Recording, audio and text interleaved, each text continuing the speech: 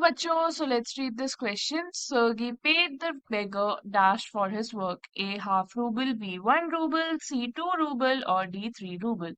तो बेसिकली सर्जी जो था उसने बेगर को काम पे लगा लिया था। जब उसने भीख मांगते हुए देखा बेगर को, तो उसने सोचा कि उसने बोला बेगर से कि तुम मेरे घर पे काम करो। और जब वो लाया अपने घर तो he asked him to chop the woods in the woodshed. तो ये हमारा जो क्वेश्चन है it is from the lesson the beggar.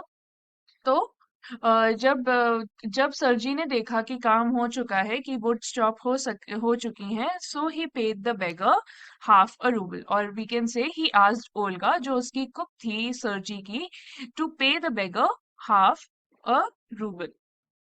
So Olga paid the बेगर का नाम क्या था?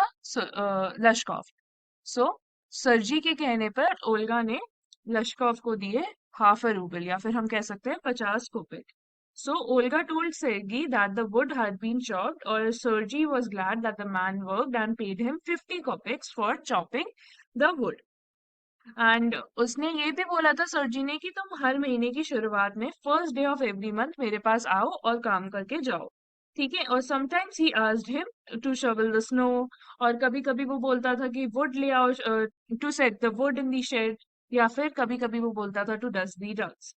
और उसको जो सर्जी था वो पे करता था 20 to 40 कोपेक्स के बीच में। या फिर he would give him his old trousers too. तो 50 कॉपेक्स बेसिकली सरजी ने पे किए थे लश्कोफ को in order to get his work done. मतलब जो भी सरजी का काम था उसने कर दिया था, तो फिर उसने 50 कॉपेक्स दे दिए थे।